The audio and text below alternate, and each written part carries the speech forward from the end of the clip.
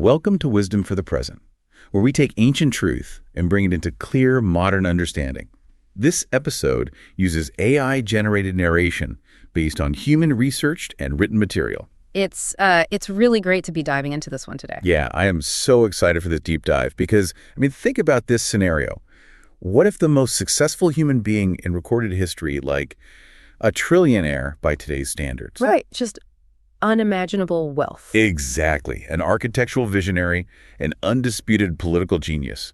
What if that guy left behind a private diary? And the very first page of that diary just simply read, "It is all completely useless." Oh man, it's such a heavy concept. It really is. Imagine reading the memoirs of someone who had basically beaten the game of life, someone who had limitless wealth, unquestioned absolute power, and an intellect so sharp that foreign leaders actually traveled across continents just to hear them speak. Yeah, they had the ultimate setup. Right. You look at their life and think, wow, they won. But then you turn the page of this diary and you realize that this person woke up one morning, looked out over their massive empire, their private gardens, their endless bank accounts, and felt nothing but like a crushing, suffocating sense of existential dread. They realized the whole thing was empty. Yes. So today, we are stepping directly into that mind. We're doing a deep dive into the first 6 chapters of the book of Ecclesiastes, and we're going to mine them for really highly practical modern life application. Which I think is going to surprise some people with how relevant it is. Oh, completely. We're going to examine the history, the psychology, and these really deep, often uncomfortable realities written by a man who had absolutely everything and still hit a massive brick wall. So to you, the listener, whether you're, prepping for a stressful meeting, sitting in traffic on your commute, or just intensely curious about how ancient philosophy directly diagnoses your modern burnout, welcome. Yeah, we're really going to uncover some transformative insights today. And it's a phenomenal text to explore, primarily because it's just so brutally, almost shockingly honest. Brutal is the right word for it. Right. We're looking at a document that strips away every single human illusion. Historically, the author of this text is understood to be King Solomon. The son of David. Exactly. Ruling over this massive, prosperous kingdom in Jerusalem around the 10th century BCE. But the way he introduces himself in chapter 1 immediately signals that this is not a royal decree. It's not a political manifesto. He doesn't lead with his resume. No, not at all. He doesn't use his impressive royal titles. Instead, he introduces himself cryptically as the preacher, or in the original Hebrew, Koheleth. Okay, let me stop you right there because that feels really significant. Yeah. If you are the most famous, wealthiest king in the known world, your brand is your power, right? Yeah, absolutely. So why hide behind a pen name? Why not just stamp King Solomon's Guide to Life on the cover and sell 1 million copies? Well, that choice of name actually reveals the entire posture of the book. The word Koheleth is derived from a Hebrew root word that means to gather or to convene. Like calling a meeting. Right. On a literal level, it implies he's calling an assembly of people together to speak to them. That's why it's often translated as the preacher or the teacher. But the grammar itself holds this much deeper psychological secret. The word is actually a feminine participle. Wait, really? A feminine participle. Why does that matter? It matters a lot, actually. Matthew Henry, who is this great 18th century biblical commentator, offers a profoundly beautiful interpretation of this grammatical quirk. He suggests it represents a penitent soul, or a gathered soul. A gathered soul. That's a really interesting phrase. You really have to look at Solomon's biography to understand it. Solomon had spent decades scattering his life. He scattered his energy, his intellect, and his affections across 1,000 different pursuits. It's completely fragmented. Totally. He built massive infrastructure projects. He indulged in extreme sensory pleasures. He married hundreds of foreign wives for political alliances. And he pursued endless intellectual obsessions. His mind was utterly fragmented. And now, at the end of it all, he's gathering his mind and his heart back to a central, unified truth. Wow. So he's essentially speaking as someone who has recovered from profound fragmentation. Yes. That paints such a vivid picture for a modern audience. Because today, we might not be building ancient temples, but we are absolutely scattering our souls. Oh, every single day. We fragment our attention across dozens of open browser tabs, constant notifications, side hustles, social media personas. We are incredibly scattered. So this author is saying, I have been as fragmented as a human being can possibly be, and now I am pulling the pieces of my psyche back together to tell you what actually holds weight. That is a highly accurate modern parallel. He's speaking to us as a king, certainly, but more importantly, he's speaking as a man who learned the hard way. He's offering wisdom that was forged in the fires of his own spectacular failures. Which makes him so much more relatable. Exactly. But to truly grasp the crisis he went through, we first have to understand the specific vocabulary he uses to describe the world we live in. Because in the very second verse of the book, he drops a word that functions as the philosophical anchor for the entire text. Okay, what's the word? Well, it's one of the most famous opening lines in all of world literature. He says, "Vanity of vanities, saith the preacher, vanity of vanities, all is vanity." Right, the famous all is vanity. Let's define our terms carefully here.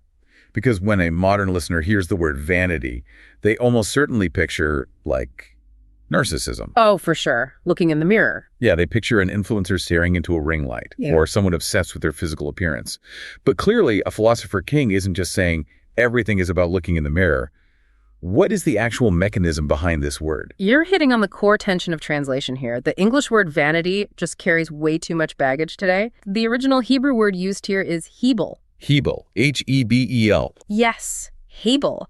To understand Ecclesiastes, you really have to understand hebel. According to the extensive commentaries of Albert Barnes, he was an influential 19th century theologian. Hebel literally translates to breath, or light wind, or vapor. Vapor, okay. Imagine stepping outside on a freezing winter morning and exhaling deeply. Oh, I like this. Yeah, you see the vapor of your breath for a fraction of a second. It has shape, it has form, it looks substantial.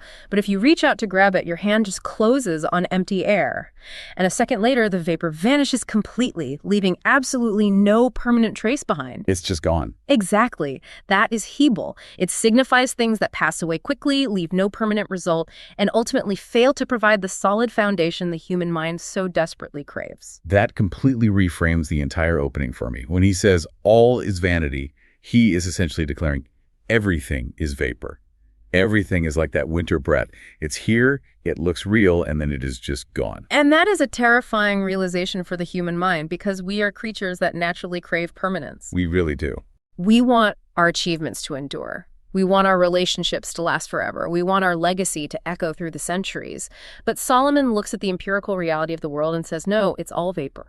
It is profoundly fleeting. That's a hard pill to swallow. It is. And to give this observation boundaries, he uses another crucial phrase that actually appears 28 times throughout the book. Under the sun. Under the sun. Right. When he says all is vapor, he is specifically talking about life under the sun. This refers to a purely horizontal perspective of existence. Horizontal meaning. What exactly? Meaning the world abstracted from God. It's life observed strictly from an earthly, secular, closed system viewpoint.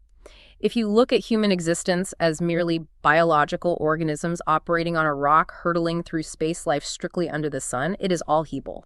Okay, I want to examine this idea of life under the sun, specifically how Solomon describes the weariness of it in chapter 1, because he talks about these endless, frustrating natural cycles. Right, the wind and the rivers. Yeah, he points out that the sun rises and the sun sets, only to hurry back to where it arose. The wind blows toward the south, then turns to the north, round and round. All the rivers constantly run into the sea.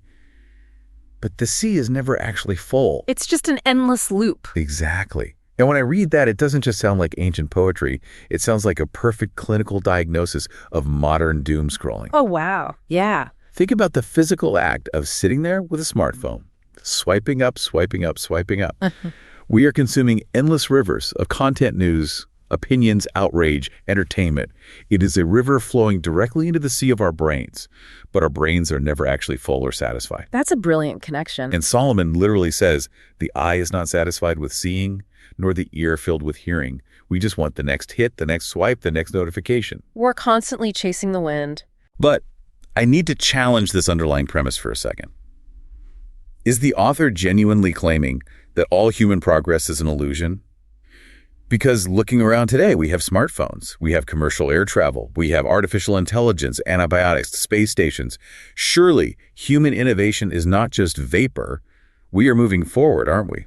That is the natural modern objection. We look at our technological leaps and assume we have escaped the loop Solomon is describing. But Solomon makes a highly provocative claim in verse 9. He says, there is no new thing under the sun. Which is hard to believe when I look at, A microchip. Right, and to your point, Solomon obviously did not have the internet or commercial air travel. However, Matthew Henry references a fascinating historical debate to address this exact pushback. He points to Tatianus the Assyrian, who is a Christian theologian and apologist living in the 2nd century. Okay, what did Tatiana say? Well, Tatianus argued extensively with the ancient Greek philosophers. The Greeks, much like us today, loved to boast about their brilliant new inventions and their cultural progress. But Tatianus argued that what the Greeks proudly called inventions were, at their core, merely imitations of things that already existed in nature, or simply new methods of addressing very old human appetites. Let me break that down. Are you saying the form changes, but the function remains identical? Precisely. The machinery of our lives changes constantly, but the human heart operating that machinery hasn't evolved one fraction of an inch. Ah, I see. We invent faster airplanes, but the business executive flying on that airplane is still driven by the exact same anxiety, ambition, and fear of failure as a merchant sailing a wooden ship 3,000 years ago. That's so true. We invent social media to connect the globe, but it is fueled by the exact same human envy, vanity, and desperate need for social validation that existed in ancient royal courts. The technology is new, but the psychology is ancient. Our modern toys might be incredibly shiny and complex, but the fundamental human desires, our corruptions, and our search for meaning remain completely static. So in that existential sense, there truly is no new thing under the sun. We are just inventing new, faster ways to chase the wind. Exactly. That is a deeply unsettling reality check, because we assume that because we've upgraded our tools, we've somehow upgraded the human condition. But the internal void, the feeling of not enough, remains completely untouched by those tools. It's a sobering thought. So if the natural world and the passage of time is this frustrating, repetitive loop, this vapor, the logical next question is, how do we escape it? Right. How do we get off the treadmill? Exactly. If standard human life is a treadmill, how do we get off? And this leads directly into chapter 2, where Solomon decides to embark on what we could call the grand experiment.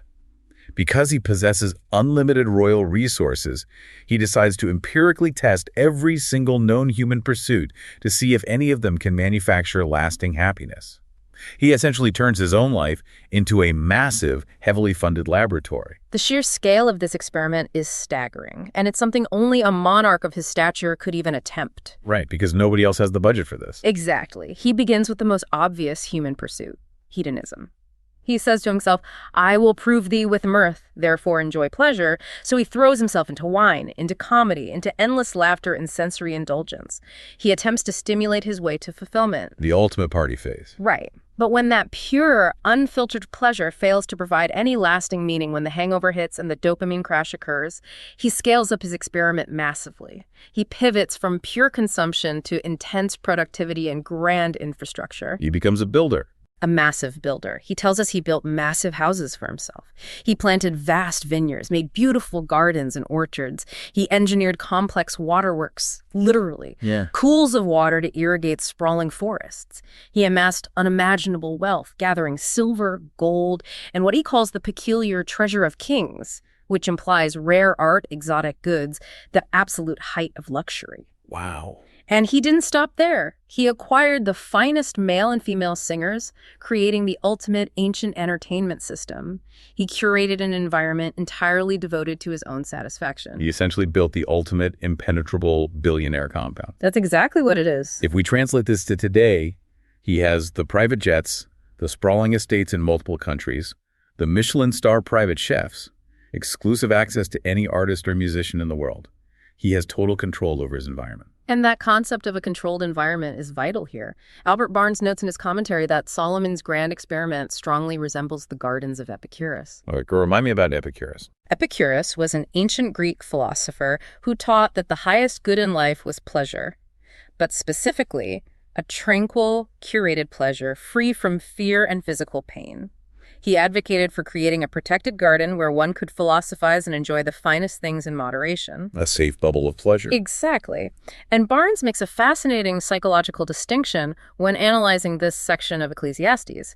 He distinguishes between man as animal rationale, which means the rational thinking intellectual animal, and man as animal risibile, which means the laughing, entertaining, pleasure-seeking animal. Okay. In this phase of the experiment, Solomon poured all of his infinite resources into satisfying the animal risibly. He tried to forcefully manufacture happiness through extreme, perfectly curated entertainment and overwhelming sensory overload. As he writes, "Whatsoever mine eyes desired, I kept not from them." He withheld nothing. He had the ultimate VIP access to human existence. Yes, nothing was off limits. And the result of this massive blank check experiment. This is the conclusion that I think hits modern listeners the hardest, especially those grinding 80 hours a week in hopes of one day achieving a fraction of what Solomon had. It's a tough pill to swallow. It really is. After getting literally everything he ever wanted, he stops, looks at the sprawling estates, the gold, the entertainers, and he issues his verdict. He says, "Behold, all was vanity and vexation of spirit." He admits it was entirely empty. And the phrasing he uses there is incredibly potent. The alternate translation of that phrase, vexation of spirit, is critical for modern application. Barnes notes that the original Hebrew root can literally mean feeding on wind. Feeding on wind. Wow. Right. Consider the visceral imagery of that phrase. It's not merely that the pursuit of ultimate pleasure and massive productivity is useless. It implies an active, exhausting, painful striving. Well, imagine being ravenously hungry, sitting at a table, and trying to shovel handfuls of air into your mouth. You're expending energy, your jaw is working, you're desperately trying to consume, but your stomach remains completely, painfully hollow. The pursuit itself becomes a source of agony. Feeding on wind. That might be the most accurate description of modern burnout I have ever heard. It's exactly what burnout is. People spend years sacrificing their health, their relationships, and their peace of mind to climb a corporate ladder or build a company. They finally reach the top, they buy the expensive car, they get the corner office, and when they finally sit down to enjoy it, their stomach is completely empty. They've been gorging on air. It's a tragic cycle. But the text takes an even darker turn here. Because Solomon doesn't just express mild disappointment. He suddenly states explicitly, "Therefore, I hated life." Yeah, that's a sharp pivot. It really is. Why the sudden, violent shift from feeling unfulfilled to actively hating his own life and all his hard work? What is the psychological obstacle he hits right here? The obstacle is a sudden, terrifying collision with his own lack of control. Lack of control over what? His wealth. Over his legacy. It's the realization of the fragility of his legacy. He realizes, I have built this flawless, magnificent empire, but I am mortal. I have to leave all of my wealth and my beautifully constructed world to whoever comes after me. He has to hand over the keys. Exactly. And then the haunting question hits him. And who knows whether he shall be a wise man or a fool. Oh, man. That would keep you up at night. To understand the depth of his despair, we have to look at the historical and prophetic context.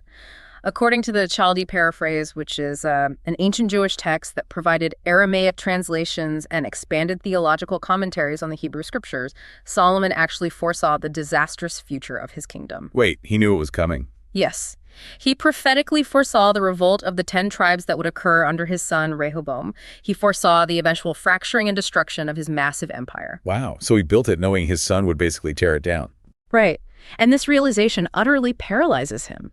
It destroys his present joy to realize that all his right work, his brilliant management, his careful diplomacy might be handed over to an arrogant fool who will squander a lifetime of genius in a matter of months.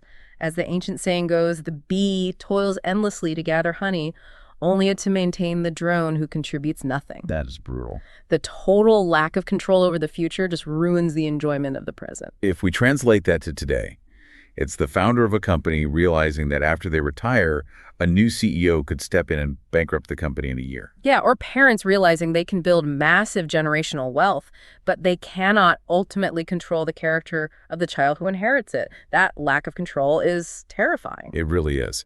So to recap the experiment so far. Yep. Sensual pleasure fails. Massive building projects and productivity fail. Wealth accumulation fails. All of it vapor. But if the body and the ego aren't satisfied, the modern assumption is usually that the mind is the answer. We tend to operate on the belief that if we just read enough books, earn enough advanced degrees, listen to enough podcasts, acquire enough data, we will eventually unlock a state of peace. Right. We believe education is salvation. Exactly. But in chapters 1 and 2, Solomon targets intellectualism as well. He delivers a devastating critique of human knowledge, stating, "For in much wisdom is much grief, and he that increaseth knowledge increaseth sorrow." Which is a heavy statement. Now, I have to push back hard on this. This sounds dangerously close to celebrating ignorance. Yes. I mean, is a book dedicated to passing down wisdom actually telling the reader not to get smarter? That seems entirely contradictory. I cannot accept the premise that ignorance is bliss. And you're absolutely right to challenge that, because on the surface, it sounds like pure anti-intellectualism.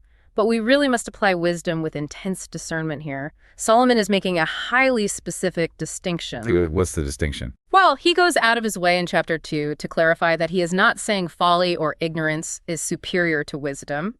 He explicitly states, "Then I saw that wisdom excelleth folly as far as light excelleth darkness." Okay, that's a relief. Yeah, and he notes that the wise man's eyes are in his head, but the fool walketh in darkness.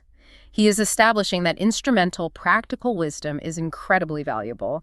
It's always better to have your eyes open than to stumble blindly through life. Makes sense. A wise person can navigate complex business deals, avoid dangerous relationships, and solve practical problems infinitely better than a fool. Absolutely. Knowledge cures diseases. Engineering builds bridges. Right. However, what Solomon is mercilessly critiquing is the belief that worldly wisdom functions as an ultimate savior.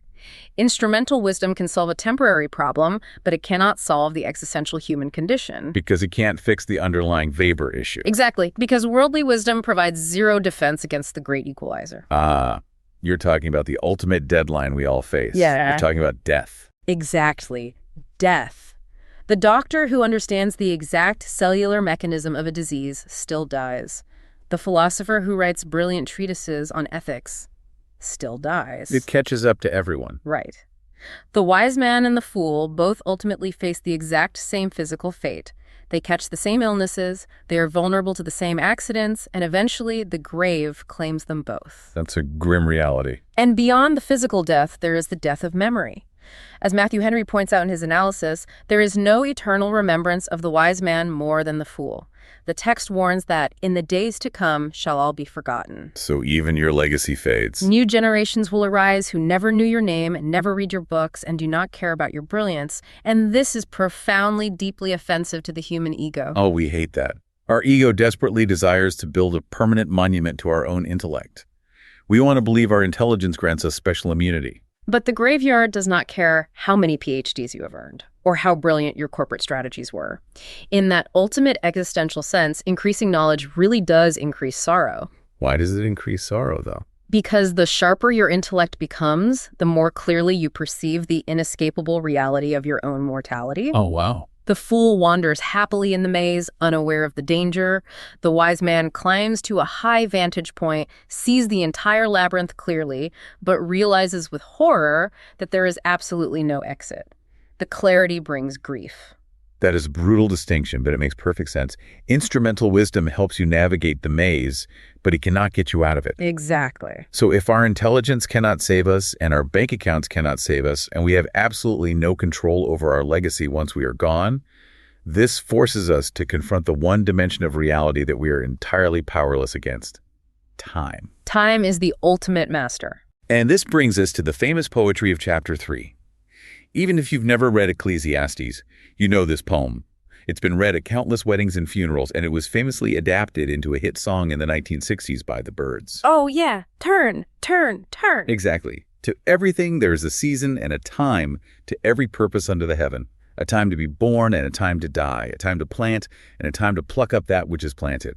It goes on to list these deeply contrasting human experiences. A time to weep and laugh, to mourn and dance. To keep silence and to speak, to love and to hate. It's beautiful. It is arguably one of the greatest masterpieces of ancient poetry, but its philosophical weight is even greater than its artistic beauty. These verses outline 28 distinct, opposing changes in human life. Why 28? Is that significant? Actually, yes. Matthew Henry makes a brilliant observation here. The number 28 directly corresponds to the days of a moon's revolution. Oh, wow, like a lunar cycle. Yes. It's a powerful structural symbol representing the constant waxing and waning of the human experience. Life is never static. It is always in transition.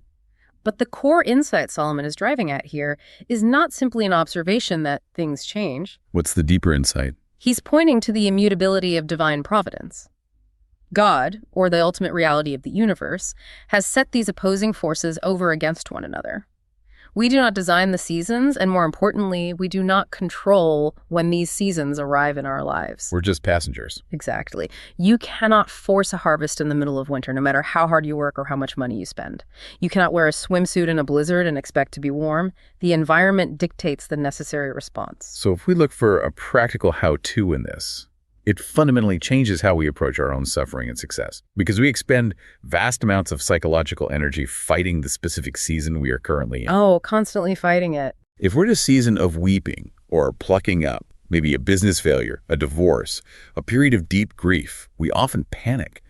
We frantically try to force a season of laughing or planting. We try to rush the healing process, or we toxic positivity our way through the pain. Yeah, we try to hack our way out of grief. Exactly. And conversely, when we are in a season of success, we grip it so tightly, terrified of the inevitable season of loss, that we can't even enjoy the victory.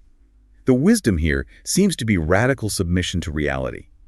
You cannot control the weather. You can only change your clothes to match it. Stop fighting the flow of time. That's a perfect way to put it. Submit to the season. But then, right in the middle of this beautiful sweeping poem about the uncontrollable rhythms of nature and time, Solomon drops a verse that shifts the entire tone. It is verse 11, and it contains an incredibly haunting, almost mysterious phrase. He hath set eternity in their hearts. Eternity in their hearts. What does that mean for a modern listener? How do we have eternity in our hearts if we are just vapor? That phrase is arguably the most profound psychological insight in the entire book. What Solomon is diagnosing here is the unique tragedy and beauty of the human constitution. The tragedy and beauty. Explain that. Well, God has placed within the inborn nature of humanity the capacity to conceptualize forever. We are the only biological creatures on this planet burdened with this perspective. Oh, I see. Right. A dog or a horse does not sit around experiencing existential dread about what happens after it dies. An animal does not worry about its legacy or ponder the infinite expanse of time.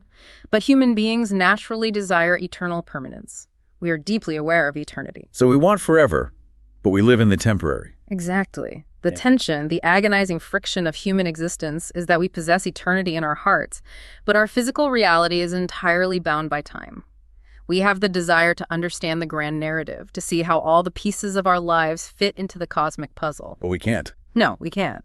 The second half of that verse states that despite this desire, no man can find out the work that God maketh from the beginning to the end. Oh, wow. It's like being invited to a massive, breathtaking art gallery. But your face is physically pressed 1 inch away from a giant mural. That's a great analogy. You can clearly see the specific brushstrokes right in front of your nose, the messy, confusing middle of the painting. And you have the mental capacity to know you are looking at a masterpiece. And you desperately want to step back to see the whole glorious picture. Yeah. But you are physically restrained. You are trapped in the microscopic present moment. You're stuck looking at one chaotic brushstroke. So the tension is, we want to understand the whole story, but we are only given the current page. The practical wisdom here, then, is surrendering the need to know the ending. Trust the unseen painter. Accept that your inability to see the whole picture is a feature of your design, not a bug you can fix by worrying. Exactly. And to build on that mural analogy, the struggle becomes even more intense when the brushstrokes directly in front of your face are painted in incredibly dark, violent colors. Yeah, what about the dark seasons? Because Solomon doesn't just observe the neutral biological seasons of planting and harvesting, he forces us to look directly at the darkest aspects of the human condition. In chapters 3 and 4, he shifts his gaze to profound social evils. Oppression and injustice. Right. If God is orchestrating the grand seasons of time, the human mind naturally asks, what do we do with the seasons that are defined by systemic evil, cruelty, and deep injustice? It's the classic problem of pain. It is. Solomon visits the place of judgment, the ancient courts of law that were explicitly designed to protect the innocent and uphold righteousness. Right. And what does he find there? He finds wickedness. He finds corruption sitting on the judge's bench. He writes about beholding the tears of the oppressed, and he repeats a phrase twice in that section that is absolutely chilling. They had no comforter. No comforter, just total isolation in their pain. He looks at people being crushed by unjust systems and notes that on the side of their oppressors there was power, but for the victims, there was no one to intervene. This resonates deeply today. A listener watching the evening news, seeing innocent populations crushed by war, or individuals ruined by corrupt bureaucracies or extreme power imbalances, feels that exact same despair. We see it all the time. We see systemic injustice where power entirely insulates the abuser and the victims truly have no comforter. And it drives Solomon to such an extreme psychological breaking point that he declares he praises the dead who are already dead more than the living who are still alive. He says it's better to be dead than to watch it happen. He even goes so far as to say it is better to have never been born at all than to witness the evil works done under the sun. That is the darkest abyss of depression a human mind can reach. It is the absolute floor of existential despair. As Matthew Henry observes in his commentary on this passage, there are few things sadder in the human experience than seeing power fundamentally misplaced. What do you mean by misplaced? Well, when authority that was granted to human beings for the purpose of doing good is violently perverted to protect them while they do wrong, it just shatters our sense of a moral universe. It completely breaks trust. It does. But Solomon utilizes this observation of horrific human behavior to reveal a deeply humbling countercultural truth about human nature itself. To address the arrogance of the oppressors, he writes one of the most jarring passages in all of ancient scripture. Praise me for it. In Ecclesiastes 3:1-8:20, he says that God tests humanity, specifically so that men might see that they themselves are beasts. Wait, beasts? Like animals? Like animals, he writes, "For that which befalleth the sons of men befalleth beasts. As the one dieth, so dieth the other. Yea, they have all one breath, so that a man hath no preeminence above a beast. For all is vanity, all go into one place, all are of the dust, and all turn to dust again." Okay, we need to pause and process this carefully because it sounds like absolute, unyielding nihilism. I mean, is a revered text of ancient wisdom genuinely teaching that human beings possess no more intrinsic value than a stray dog or a workhorse? How do we synthesize this without abandoning all meaning? I know, it's rough. But this requires careful theological and philosophical discernment. We must look at the specific parameters of Solomon's argument. Remember the phrase, under the sun? Ah, right, the horizontal view. Exactly. Solomon is observing reality strictly through an empirical, biological lens here. He's not denying the existence of the human soul. In fact, just one verse later, in verse 21, he hints at the profound metaphysical difference. What does he say? He asks, "Who truly knows the spirit of man that goeth upward, and the spirit of the beast that goeth downward to the earth?" He acknowledges a spiritual distinction. However, his rhetorical goal here is not to write a textbook on theology. His goal is to violently crush human pride. To humble the oppressors. Yes, he is specifically targeting the arrogance of the oppressors he just witnessed in the courts of law. So he is deploying this biological reality as an antidote to human arrogance. Precisely. Proud, powerful individuals, dictators, corrupt judges, ruthless corporate raiders often act like apex predators. They act like lions or bears, tearing weaker people apart without a second thought, assuming their power makes them godlike. They think they're untouchable. So Solomon takes these arrogant oppressors by the hand and walks them to the graveyard. He forces them to look at the anatomy of death. He says, "Strip away all your pompous human pretense. Strip away your bespoke suits, your royal titles, your armored security details, and your massive bank accounts." None of it matters in the dirt. Exactly. At the fundamental biological level, you share the exact same breath of life as the animals you treat as property. And when your heart stops, your body will rot into the exact same dirt as the body of a dead dog. The grave is the ultimate, undeniable equalizer. It's a reality that should terrify the oppressor and instantly humble the proud. If human beings truly internalize their own extreme fragility, if they woke up every day remembering they're just dust animated by a temporary breath, they wouldn't waste their incredibly short lives oppressing and destroying one another. That is a masterclass in shifting perspective. It is not nihilism. It is radical, necessary humility. The oppressor only oppresses because they possess the illusion of invulnerability. And Solomon uses biology to shatter that illusion. It's the only way to break through that ego. Now, because life is terrifyingly short, Yeah. and because we are hyper-aware of our mortal fragility, human beings naturally try to overcompensate. If we cannot beat death, we instinctively try to beat each other. We try to prove our worth through dominance. Which brings us right into chapter 4. Exactly. This psychological pivot leads us into chapter 4, where Solomon dissects the modern obsession with productivity. He examines all right work, which in a 21st century context translates directly to hustle culture. Oh, the relentless drive for innovation, the startup mentality. The corporate ladder. And he traces all of this massive human output back to one single toxic root cause. He writes that for every right work, a man is envied of his neighbor. Which is a devastatingly accurate psychological insight, one that cuts right through the facade of modern ambition. We don't just want to succeed. No, the relentless rat race of society is entirely fueled by comparison. We rarely want to succeed in a vacuum. We want to succeed more than the person standing next to us. We want the slightly bigger house. Exactly. Matthew Henry notes a tragic reality about human nature here. Even if you conduct your business flawlessly, even if you play strictly by the rules of equity and fairness, your success will inevitably generate envy. People will still resent you. Yes. It is the story as old as Cain envying Abel. We don't just desire a comfortable house, we desire a house slightly larger than our neighbor's.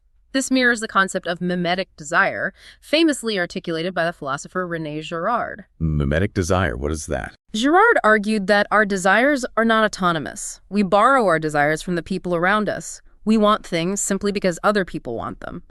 This toxic comparative loop is the engine driving the machinery of consumerism and overwork. That explains so much of our modern financial anxiety. We buy things we don't actually need, using credit we don't actually have, specifically to impress people we don't even genuinely like. It's a complete cycle of vapor powered by envy. To help us navigate this, Solomon outlines 3 specific archetypes of how human beings handle work and ambition in the face of this envy. Let's walk through them. Sure. The first archetype is the sluggard. The sluggard. This is the fool who foldeth his hands together and eateth his own flesh. It's a gruesome metaphor.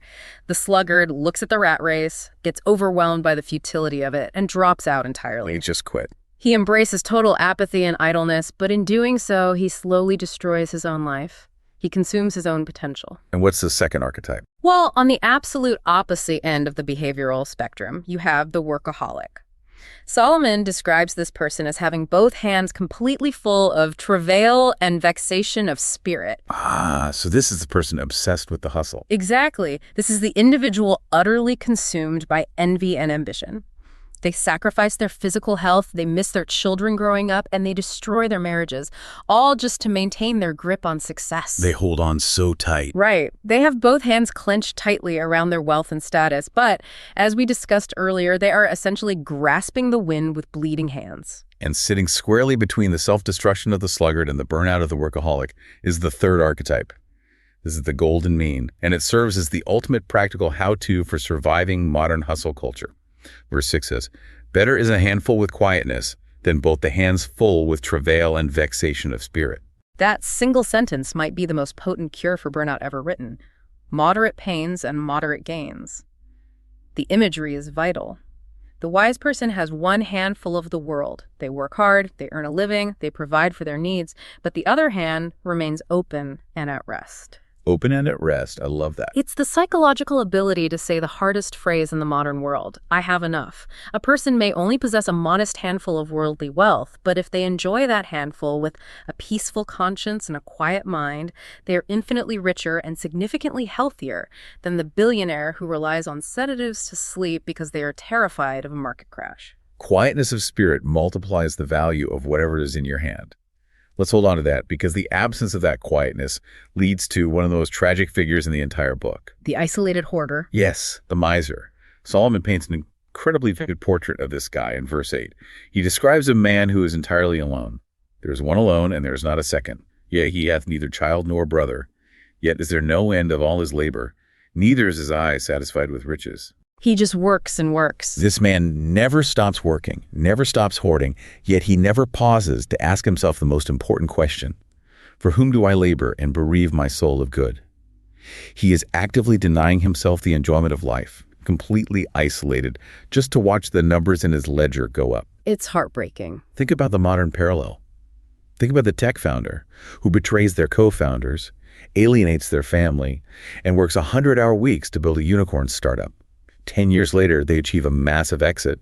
They buy a 15,000 square foot smart home, and they sit in that massive echoing house at night, completely alone, eating takeout with absolutely no one to share the victory with. It is the ultimate tragedy of unchecked selfishness. As some commentators have phrased it, the isolated miser becomes a cannibal to himself. He consumes his own life force for the sake of numbers on a page. So what's the cure? The cure Solomon offers for this toxic isolation is robust, interdependent community.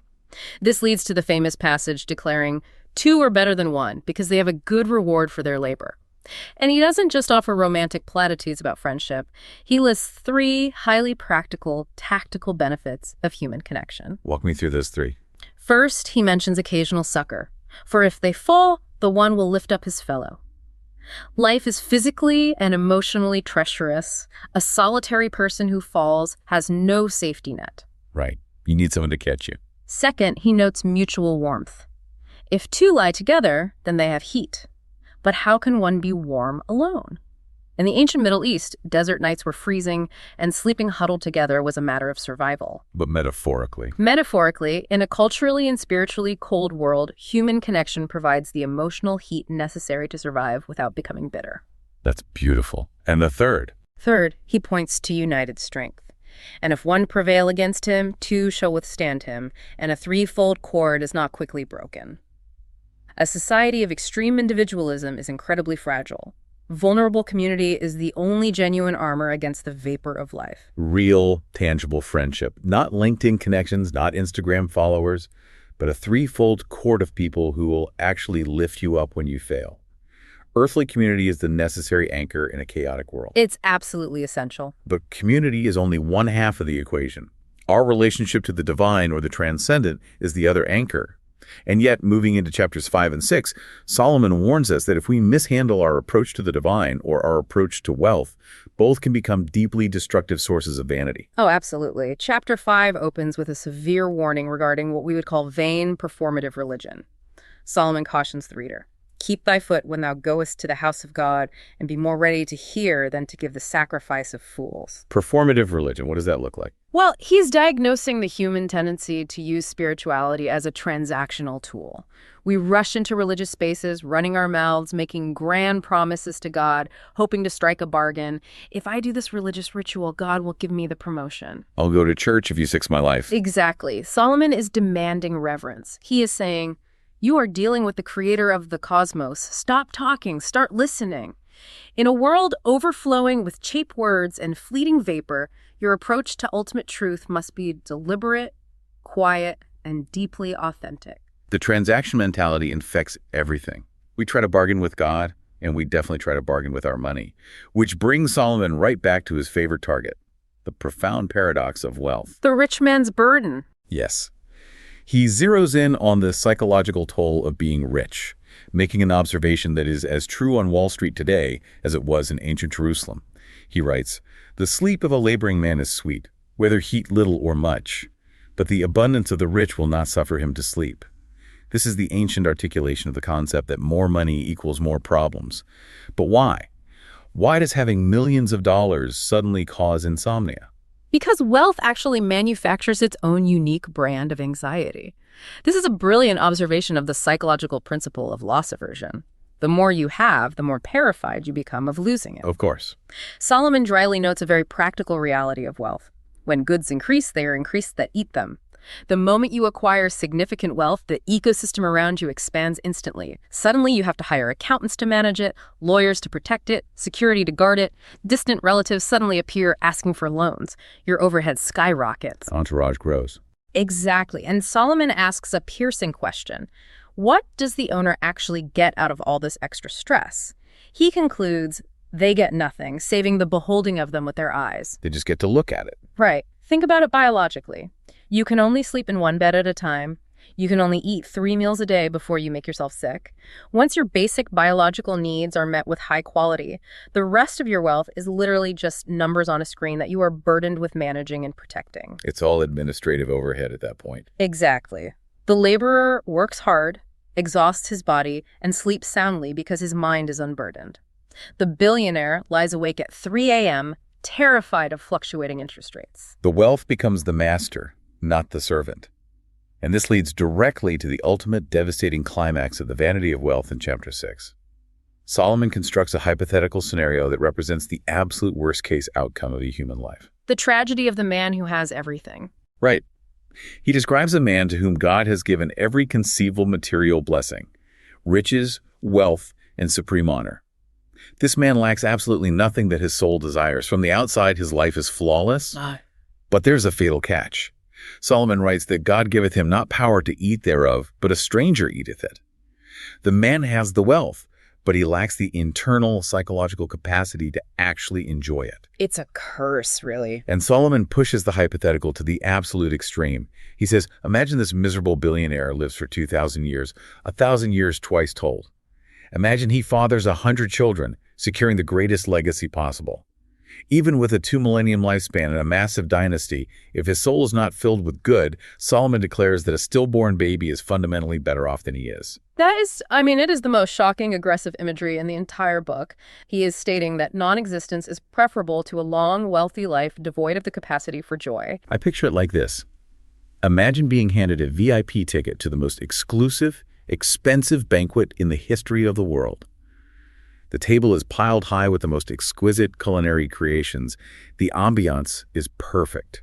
You sit down at the head of the table, but you discover you have completely lost your sense of taste. Oh, that's torturous. Or worse, your stomach is so tied in knots from the anxiety of maintaining your VIP status that you physically cannot swallow a single bite of the food. What is the point of the magnificent banquet if you lack the internal capacity to process the joy of it? The food becomes a mockery of your condition. That analogy perfectly captures the despair of chapter 6.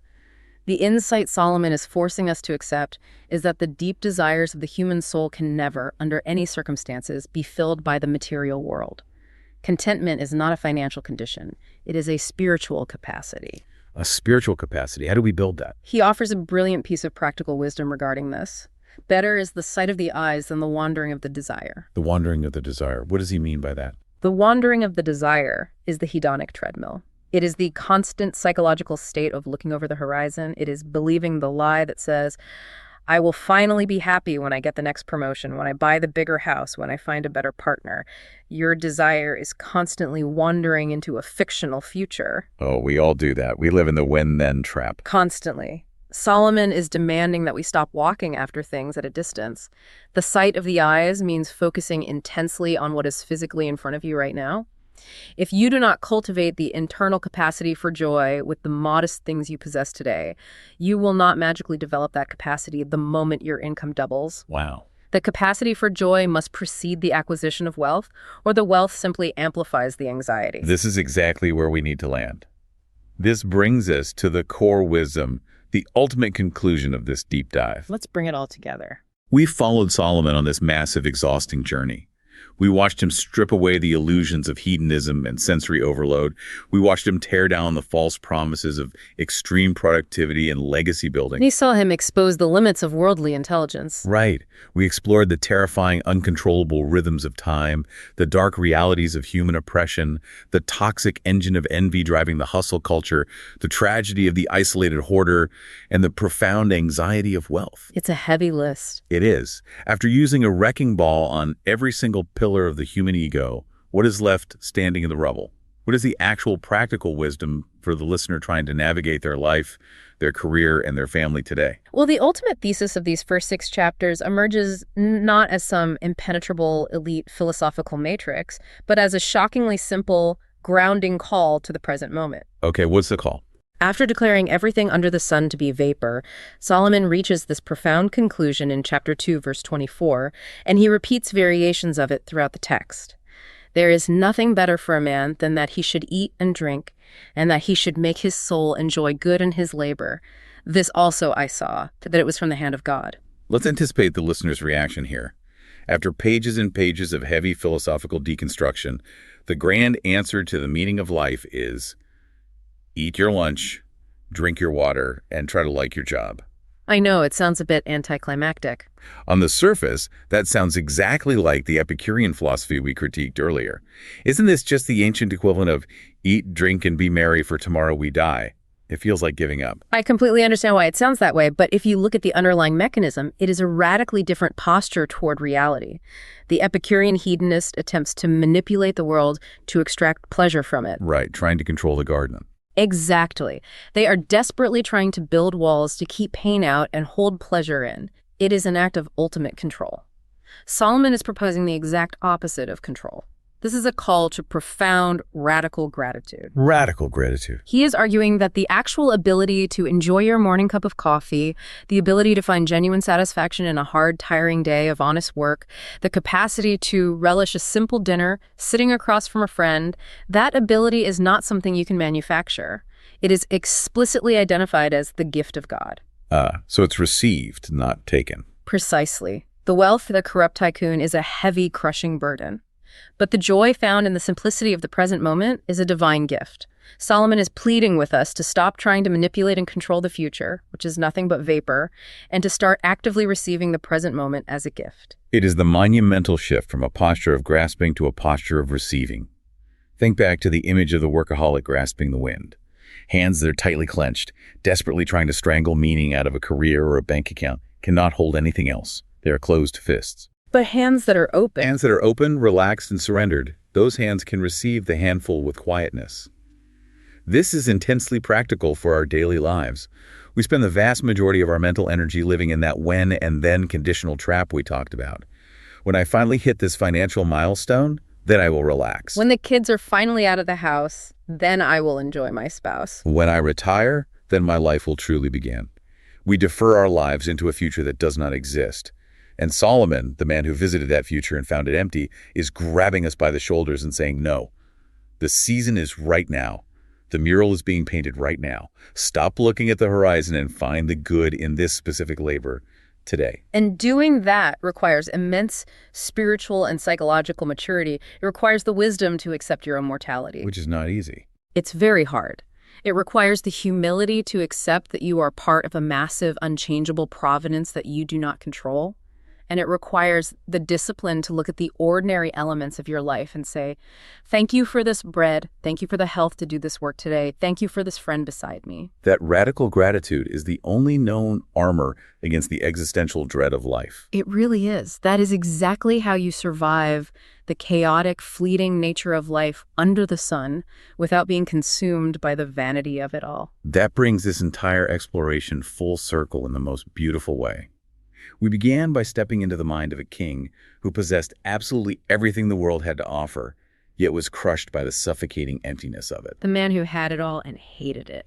And we end with the quiet realization that the cure for that emptiness isn't acquiring more things. The cure is fundamentally altering how we receive the things we already have, which leaves us with a final provocative thought to mull over as we conclude this deep dive. Let's hear it. If every single pursuit under the sun, the limitless wealth, the curated pleasures, the massive legacy, the brilliant intellect, if all of it is truly just vapor, if absolutely nothing in this physical world has the capacity to satisfy that deep, aching void inside the human chest, then perhaps that tells us something magnificent about our original design. Mm-hmm. If we possessed a profound, relentless appetite that nothing on this earth can ever satisfy, perhaps our unquenchable dissatisfaction is the greatest, most undeniable proof we have that we were actually made for a world above the sun. That's the heart of this section. This is Wisdom for the Present, where understanding leads to clarity, and clarity shapes how we see and live. We'll see you on the next episode.